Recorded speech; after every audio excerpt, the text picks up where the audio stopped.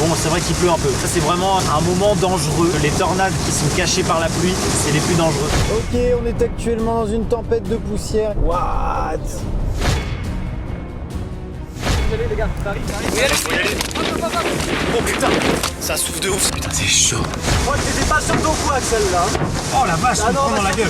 On va se faire détruire. Clap, bonjour. Je suis actuellement, comme vous l'avez peut-être vu à ce drapeau, aux États-Unis. Je suis en plein milieu du Kansas. Et en plein milieu des États-Unis, il y a quoi? Il y a la Tornado Alley. Dans cette vidéo, nous allons partir à la chasse des plus gros orages, des plus grosses tempêtes et potentiellement des tornades qui se produisent tous les ans à la même saison aux États-Unis, dans la vallée des tornades, donc sur plusieurs états. Donc on va faire énormément de kilomètres de route pour espérer tomber sur un orage qui potentiellement peut produire une tornade. Grâce à des radars, grâce à des applications, grâce à deux passionnés de météorologie qui sont avec moi. Je voulais faire cette vidéo il y a très longtemps. Et la deuxième raison pour laquelle je suis ici, c'est parce que Square Enix sort un nouveau jeu qui s'appelle Just Cause 4. Et la thématique de Just Cause 4, c'est un peu déchaîner les éléments. Et dans le jeu qui est sorti, il y a des tornades.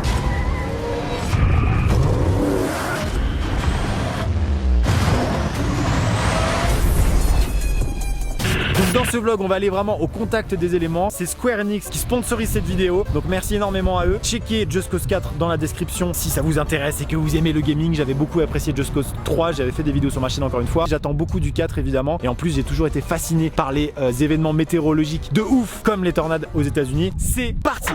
Triste histoire, déjà bonjour Bibix. Bonjour déjà. Pause. Vous avez sûrement reconnu Bibix, on devait faire la chasse à la tornade ensemble, mais il a dû rentrer plus tôt. Du coup on s'est juste croisé à l'aéroport, mais c'est quand même très intéressant de voir l'état de sa voiture après 2 semaines de chasse à la tornade. Je vais te montrer les dégâts sur notre véhicule. Oui. Tu peux le voir juste ici, la charnière et puis juste là, regarde. On a pris un Gus Nado pendant que Axel en fait était dehors. On a pris un Gus Nado, donc c'est un énorme tourbillon qui est venu sur la voiture. Il a commencé à arracher la porte et bah regarde. C'est-à-dire, attends, en gros elle était ouverte comme ça. En gros elle était ouverte normalement. Là tu vois elle s'ouvre à fond là. Là tu vois je peux pas l'ouvrir plus. On n'est pas du tout sur une option de série quoi. Tu vois regarde. regarde. Voiture toute neuve. Hein. Je peux pas. Attends.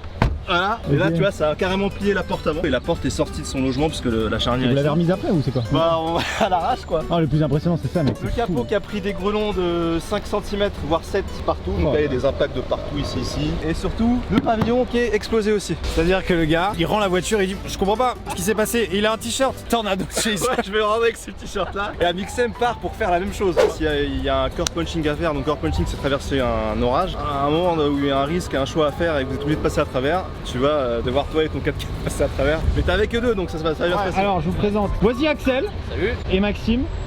Qu'est-ce que vous faites dans la vie? Moi je suis pas trop bâtiment. Très rassurant pour chasser les tornades. Et moi je suis étudiant.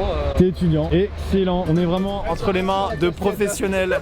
L'aventure commence. On vient de louer notre voiture dans la ville de Dallas et on se dirige vers le nord puisque les prévisions pour demain au niveau de tout ce qui est tornade, eh bien c'est plutôt sympathique. Pour l'instant je n'ai aucun lexique, aucune notion entre les mains de vous deux les gars. De deux experts. De deux experts clairement. Mais en tout cas vous êtes passionnés donc j'espère apprendre plein de choses avec vous. Je vais vous poser des questions très chiantes. On a 5h43 de route. D'accord. Ce qu'il faut quand même savoir c'est que la probabilité que je vois une tornade en restant 5 jours aux États-Unis est quand même faible. Donc si j'en vois une, je suis vraiment un gros connard. Voilà, faut en être convaincu. Mesdames et messieurs, bienvenue sur l'une des aventures les plus incroyables que je n'ai jamais vécues, la chasse à la tornade. Avant de commencer, laissez-moi donc vous expliquer ce que c'est que la Tornado Alley. La Tornado Alley est une zone située au milieu des États-Unis dans laquelle se confrontent 3 masses d'air. L'air froid provenant du Canada, l'air humide provenant du golfe du Mexique et enfin l'air chaud et sec des déserts de l'Ouest américain. Pour faire une bonne tornade, 3 paramètres sont absolument essentiels: le carburant, l'étincelle et le petit boost. Le carburant, c'est l'instabilité atmosphérique. Ça paraît compliqué, mais c'est juste quand le soleil a bien réchauffé le sol, alors qu'en altitude il fait très froid. Voilà, c'est juste ça. Ensuite, il nous faut une étincelle et elle s'appelle le forçage atmosphérique, c'est-à-dire tout simplement quand il y a des vents très forts en haute altitude. Et enfin, il nous faut un petit boost, ça s'appelle le cisaillement, c'est lorsque les vents vont dans des directions contraires entre les couches. Ouais, non mais moi non plus je comprends rien, je suis en train de lire mon texte, cette voix off n'a plus aucun sens. Une fois que ces 3 paramètres sont en place, si le cisaillement des vents est suffisamment puissant, les vents vont passer d'un phénomène horizontal à un phénomène vertical, qui donnera un orage supercellulaire. Ouais, c'est stylé à dire, j'aime bien dire ça. Cet orage va se mettre à tourner sur lui-même et potentiellement donner des tornades. Bon, ce que vous voyez là, c'est des tornades dans Just Cause 4. Le gros avantage, c'est que dans le jeu, on peut s'approcher des tornades de très très près, et si on meurt, c'est quand même vachement moins grave que dans la vraie vie. Enfin, je crois. Mesdames, mesdemoiselles, messieurs, je vais vous montrer sur mon application. C'est un radar qui permet de voir où vont se former les précipitations. Pour l'instant, il n'y a rien du tout puisque c'est en temps réel, mais vers 4-5 heures, il va y avoir des orages plutôt intéressants à la frontière entre le Kansas et l'Oklahoma. Donc on se dirige vers cette zone. Il y a un risque de tornade de 5%, c'est ça les gars? Excellent. Là pour l'instant il à peu près midi, c'est pas du tout l'heure à laquelle on va pouvoir voir des tornades, ou en tout cas c'est extrêmement rare, voire quasiment impossible. Donc on fait de la route toute la journée jusqu'à la fin d'après-midi pour se placer et potentiellement être au bon endroit pour voir une tornade. Donc nous sommes actuellement pas très loin de la ville de Amarillo. On est dans le Texas, à droite on a l'Oklahoma et en haut vous voyez les frontières, on est au Kansas. Donc je vais zoomer et on va aller vers la ville de Coldwater, ici. On a à peu près 2h30 de route. Du coup on va essayer de faire des plans pas trop dégueulasses sur la route, peut-être sortir le drone. C'est parti, direction Kansas, Oklahoma.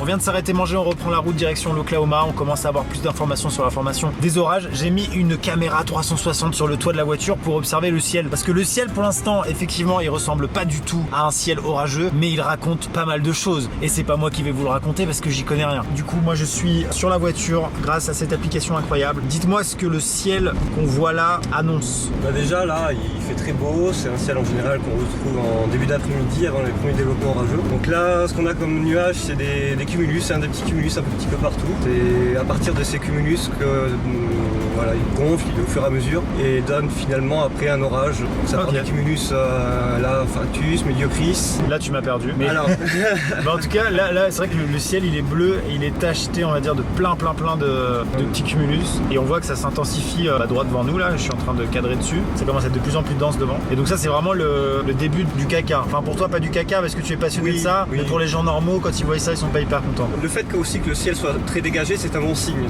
Ça permet que en fait, les orages aient la liberté de se développer. Si on a l'exemple d'un ciel, on va dire en haute altitude qui est complètement couvert, la convection ne peut pas vraiment bien se déclencher comme il faut et du coup, ça peut foirer. Bon, à l'endroit où ça va se développer, ces cumulus vont s'agglomérer et finalement gonfler au fur et à mesure pour finalement former le cumulonimbus qu'on attend. Ok, et on voit que ça se densifie devant. Ça veut dire que c'est plutôt devant ou... Peut-être pour l'instant, on n'a pas vraiment de signes. Avant les développements, on regarde plutôt les radars satellites. Voilà, c'était la première observation du ciel. On se rapproche des orages et je vous tiens au courant. On vient d'apprendre une nouvelle. En fait, c'est la spécificité. Ils font des zones un peu plus précises par rapport au risque cadré par les États. En fait, c'est comme les alertes météo France. Et quand c'est tornado watch, c'est un contour rouge comme ça sur les zones où les tornades peuvent se produire. Probabilité de watch à 95%. Ouais, d'accord. C'était comme hier. Ok, c'est cool. Ah putain. Est-ce qu'on est sur une bonne nouvelle? Oui. Ouais. Cool. Axel, ici présent, t'es en train de checker un peu continuellement sur le site. C'est le site en gros Storm Prediction Center, donc c'est le truc gouvernemental américain. Et là du coup on a une zone, on se dirige vers cette zone au centre. Et là on a vraiment une zone plus précise, la zone dans laquelle on se dirige, qui dit Tornado Watch. Et donc ça veut dire quoi? Les orages sont capables de produire des tornades. Il y a marqué qu'il y a pas mal de grêle qui est prévu, éventuellement des tornades. Donc en gros tous les trucs risqués et chiants, et bah du coup c'est prévu pour ce soir. Ils annoncent sur le site des grêlons de quoi? De plus. Ça fait 4 cm. Presque 4 cm. Voilà, des grêlons de 4 cm, on est quand même sur des grêlons gros comme ça, qui viennent du ciel, hein. Donc par principe de gravité, il y a une espèce d'accélération qui se crée, tu connais un petit peu si tu as suivi un petit peu les cours de physique. Tout ça pour dire que si ça t'arrive sur la gueule, ça fait un peu mal.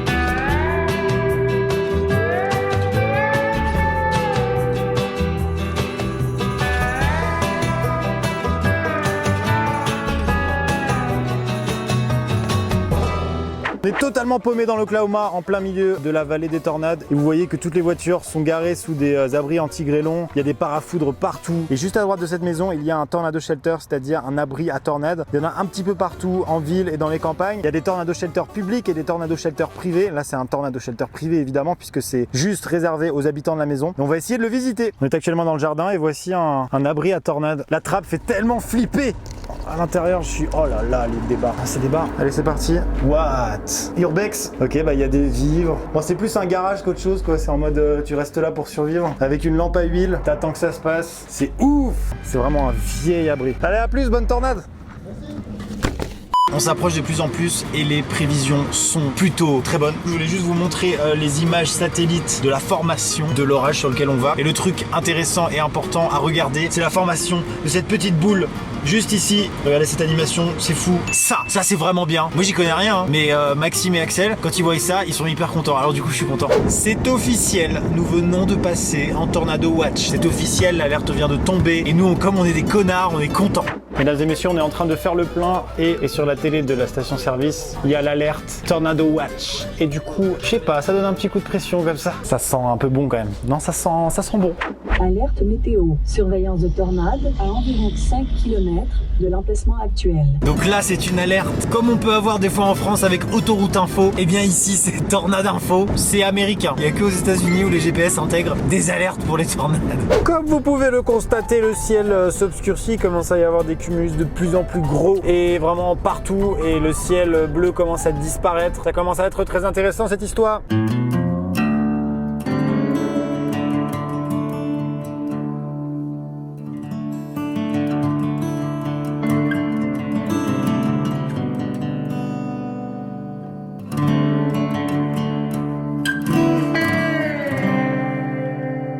Première goutte de pluie, l'orage est juste ici et on essaye de le rattraper pour avoir un meilleur visuel parce que là on n'est pas très bien placé par rapport à l'orage. C'est parti, un peu de stress. Que je vous explique un petit peu ce qui se passe, je vous explique la stratégie. On est actuellement sur la gauche de l'orage comme vous pouvez le voir sur la carte et on a dépassé l'orage par la gauche et là on va donc traverser pour être de l'autre côté. En fait on est du mauvais côté de l'orage, on est du côté de la pluie. On va essayer de se sortir de la pluie pour pouvoir mieux l'observer et mieux observer les potentielles tornades. En voyant la carte, normalement vous avez tout compris. Ok, vous me voyez actuellement dans le rétroviseur. Ce que vous voyez juste là, et ben c'est le cœur de l'orage. On est en train de le contourner. L'orage est juste devant nous. La fin de l'orage est juste ici. C'est épique. Peut-être qu'il va rien se passer. Peut-être que c'est une chasse pour rien du tout. Mais c'est vraiment épique. On a continué de rouler. On est devant l'orage. On est en train de le contourner. Il y a les alertes qui commencent à tomber. C'est un orage qui peut donner des tornades. Tout va bien. Ça commence à être du sérieux. Allez, on sort un petit peu. Wow, ça tonne. Eh bien, on est actuellement devant l'orage avec les voiles, là, c'est la grêle qui tombe. Il y a des scientifiques qui sont juste derrière nous et ils sont en train d'utiliser un radar Doppler, c'est-à-dire que nous, on utilise une petite application téléchargée sur notre téléphone et eux, ils utilisent carrément un putain de radar parce que je sais pas, ils ont pas confiance en les radars météo nationaux. Donc ils ont leur propre radar, les gars. C'est vraiment stylé. Le ciel est vraiment dingue. On dirait que c'est l'apocalypse.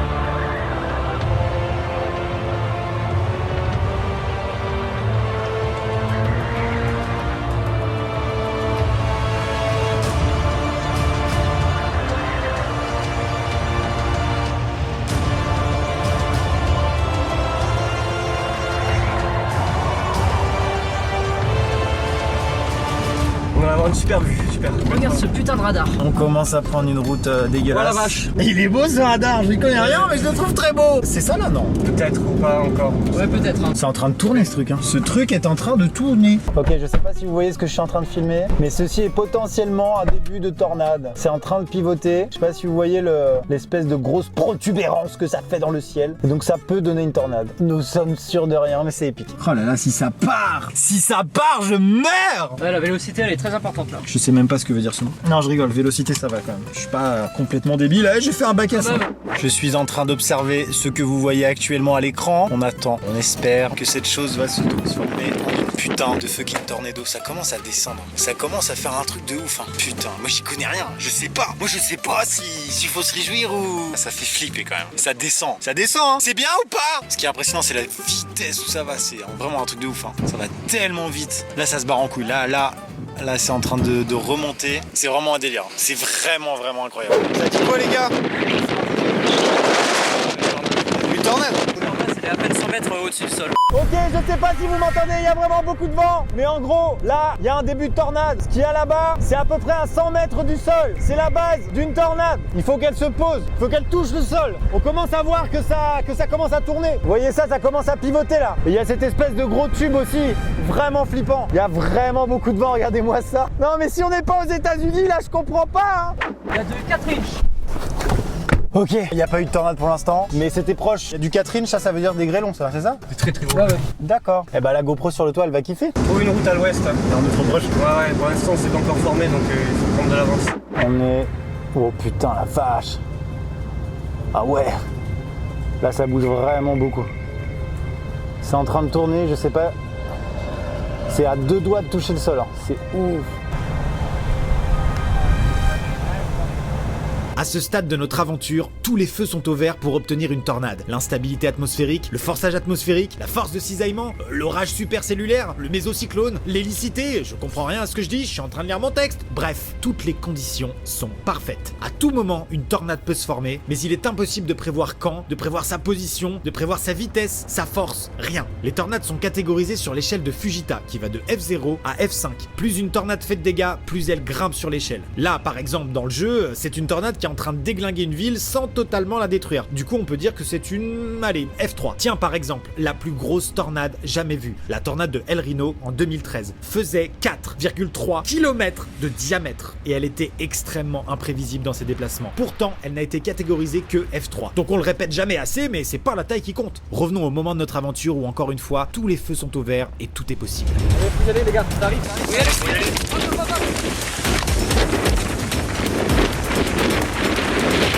Oh putain! Ça souffle de ouf, c'est un truc de ouf! Regarde, tout le monde est en train de partir. Putain, c'est chaud! C'est raindrop là. C'est raindrop, on peut plus rien faire. Tu veux dire quoi, Renrat? Entouré de... Ça tourne un petit peu partout, il n'est que 6h30, il y a encore au moins 1h30 d'activité, mais là ça bouge vraiment, c'est vraiment intense, c'est vraiment épique. Ici, là, ça peut se transformer là. Voilà, ça tourne de ouf ça, hein, ça pivote bien. Hein. On regarde la vitesse où ça tourne quand même.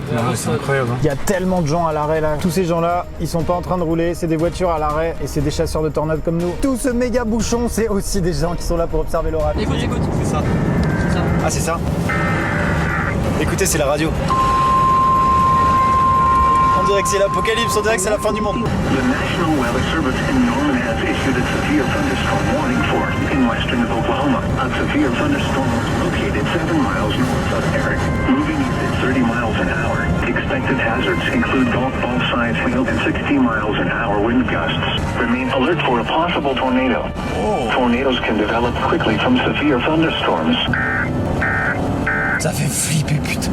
On est en train de rentrer dans l'orage et les tornades sont peut-être derrière la pluie donc on les voit pas. Là ça commence à souffler mais sévère. Comme vous pouvez le voir actuellement sur la carte, on est en train de traverser l'orage. On est vraiment à la limite de là où il faut pas aller pour essayer de mieux se positionner et de rechoper une tornade qu'on a vue tout à l'heure qui n'a pas touché le sol donc c'était pas vraiment une tornade. Ce serait sympa. Pendant ce temps-là, sur le toit de la voiture.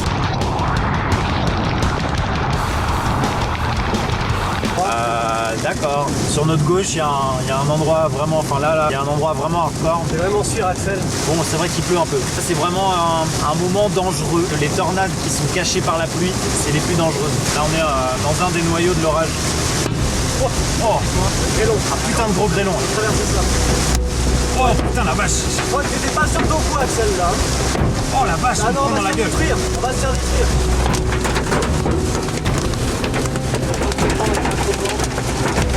C'est juste de la grêle? Ouais, c'est de la gueule.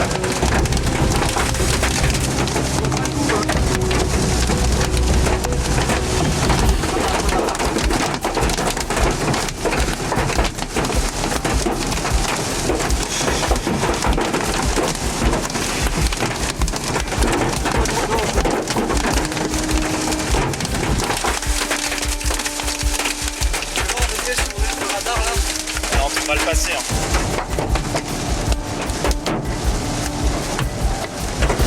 Il faudra partir à droite dès que tu peux parce que regarde là après on se retape ça là. C'est bon, c'est bien. Je vais essayer de le...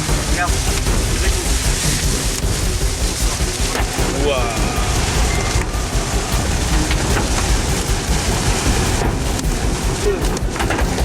Ça tombe encore mais ça alors. Oh putain. On va le passer. Hein. Dernière image, on a le dans le bleu là. Putain, il devait être très gros. Hein. C'est bon, on va le voir. C'est bon. Sûr? Ouais, regarde, on voit le ciel. Regarde, je découvre. Oh la gueule de la voiture. Il n'y a pas de pare-brise cassé. Le pare-brise a tenu et ça c'est le plus important. Mais alors la gueule de la voiture ça va être incroyable. Si la GoPro a tenu, j'ai pas besoin de voir de tornade cette semaine. Oh, Oh là, ils sont beaux. putain ça a ouvert le truc. Ouvert. Ça a ouvert le truc à lunettes. Oh putain, bordel de merde. Ah fuck. Là, ça fait mal. Là, ils sont... Ah oh putain, la vache. Oh, ils sont énormes, ils font 7 cm. Comme ils étaient énormes. Oh là là, il y a des menhirs qui sont tombés sur le truc, des menhirs les gars. C'était insane. Donc c'est ça la chasse aux tornades, d'accord. Alors là, la gueule de la voiture, je sais pas. Hein. Ah ouais, il y a des beaux impacts. Ah, il y a des beaux impacts. Et rip, la caution. Putain, la vache, je me suis chié dessus. J'étais pas bien, je parlais plus. Attendez, en gros, on est en train de se faire canarder de grêlons, mais pas des petits grêlons. Des trucs qui devaient faire 6-7 cm. C'était des bombes, des grenades. Et le truc de lunettes, il s'est ouvert. Le truc se ferme plus. Il a fait genre comme ça, quoi. N'importe quoi. Oh, cet impact, je peux montrer ça. La caution, non. Ouais, ça va être à droite. Il n'y a pas une route à droite? Bah, on est proche là déjà. Mais je veux dire, si elle se forme là, on est bien, non? Là, ça tourne, mais violent. Le flic, je crois qu'il va bloquer. Il y a les flics là-bas. Et les flics qui sont en train de bloquer. Ah, les copains. Ça tourne, ça tourne. Ça tourne de ouf.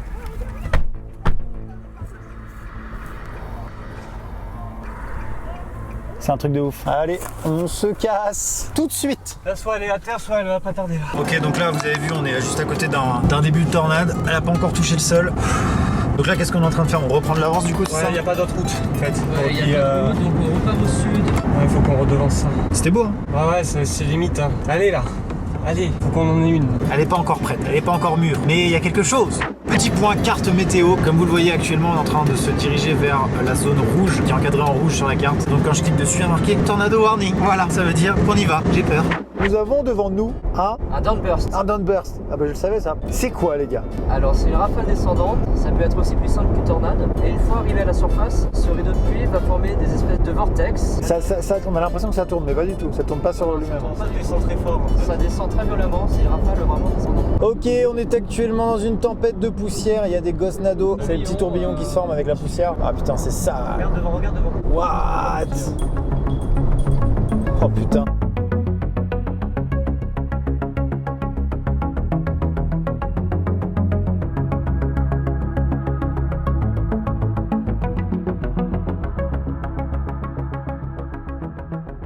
C'est là-dedans que ça va se passer normalement. C'est derrière le rideau. La pointe GPS ici. L'orage se décale tout doucement au sud-est, là on va suivre cette route. Ok, donc c'est possible que ça donne quelque chose, tu penses? Largement possible. Waouh, je l'ai. Oh, excellent. C'est juste devant. On est actuellement en train d'observer une formation. On attend que ça touche le sol, mais ça ne touchera jamais le sol. Ça me casse les couilles, allez. C'est elle là, elle, là. Celle-là là. Putain.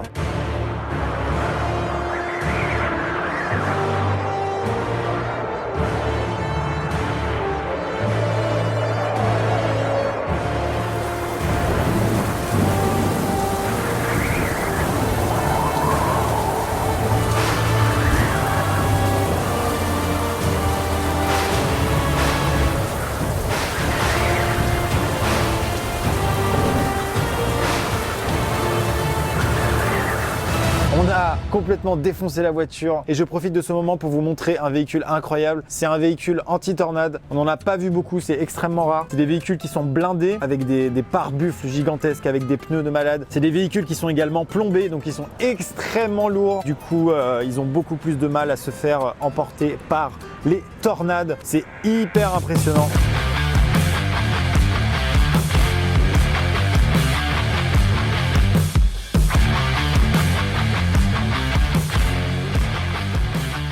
Il y a plusieurs véhicules comme celui-ci conçus spécialement pour affronter les tornades. Il y en a même qui sont uniquement avec des plaques de blindage et avec des piquets qui s'enfoncent dans le sol au moment où la tornade elle passe. Donc c'est carrément des véhicules qui sont capables de passer au milieu de la tornade finalement. Effectivement, si vous n'avez pas l'occasion de venir dans la Tornado Alley, de louer une voiture et de chasser la tornade en vrai, achetez Just Cause 4. C'est un placement produit tout à fait naturel que je suis en train de faire.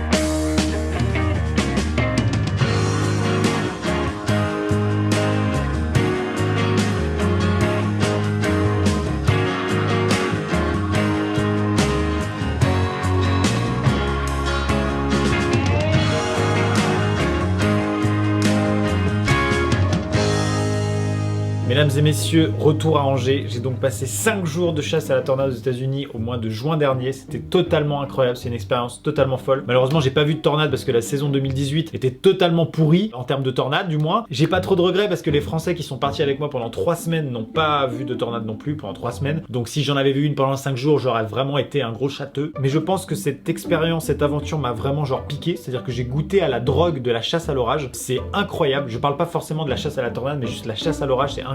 C'est-à-dire que maintenant, même quand il y a des orages en France, j'ai envie d'aller les voir pour observer le phénomène qui est juste magnifique. Alors des fois, un orage, ça peut être extrêmement violent. Il peut y avoir des conséquences comme on l'a vu dans le sud de la France cette année. C'est un phénomène qui est quand même incroyable et qui est magnifique et qui est très impressionnant. Et aux États-Unis, comme vous l'avez vu dans cette vidéo, les orages sont totalement abusés. Je pense que je vais retourner là-bas à la saison prochaine. En tout cas, j'espère. Il faudra trouver les financements, il faudra trouver le temps, il faudra trouver tout ça. Mais j'ai très envie de retourner pour une chasse à la tornade parce que maintenant, j'ai envie d'en voir une. J'ai envie d'en voir une de mes propres yeux. Donc je pense y retourner si jamais j'ai l'occasion. Peut-être pas l'année prochaine, peut-être l'année d'après, j'en sais rien. Mais en tout cas, j'ai vraiment envie de retourner. Surtout si ça vous a plu. Donc n'hésitez pas à me le dire dans les commentaires si ce genre de choses vous a plu. N'hésitez pas à mettre des petits pouces bleus pour me le dire, pour me signifier que ce genre de vidéo vous plaît et est-ce que vous voulez d'autres aventures dans le même genre. J'ai vraiment trouvé ça incroyable. Un énorme merci évidemment à Square Enix et à Just Cause 4 qui a financé ce voyage. Cette vidéo sponsorisée, c'est juste totalement improbable parce que des fois, j'essaie de faire financer des voyages par des marques qui n'ont absolument rien à voir et j'essaie de leur expliquer que c'est pas grave, on va le faire quand même parce que comme ça, moi, ça finance. Par exemple, la fusée, c'était avec un jeu mobile. Bon, bah, ça a aucun sens, on est d'accord. Mais là, c'était juste fou. C'est-à-dire que je voulais le faire et Just Cause 4 sortait sur la thématique de déchaîner les éléments. C'est complètement dingue. C'était parfait. Merci Square Enix d'avoir accepté que je fasse ce vlog. N'hésitez pas à checker le jeu, il est dans la description. J'ai beaucoup joué au 3. Le 4 est incroyable. On peut vraiment jouer avec les éléments sans décéder, ce qui est quand même un avantage assez sympa. Je continue les remerciements. Merci beaucoup à Axel. Merci beaucoup à Maxime. Merci à Bibix que j'ai croisé rapidement. Et si vous voulez aller plus loin dans la chasse à la tornade, si vous aimez ce genre de contenu, il y a une chaîne YouTube qui est totalement incroyable. Ça s'appelle Chronique Chaotique. Retenez bien ce nom, Chronique Chaotique. Je ne comprends pas pourquoi cette chaîne YouTube a si peu d'abonnés. Là, c'est un mystère. C'est le plus gros mystère sur YouTube actuellement. C'est ça pour moi. Je comprends pas.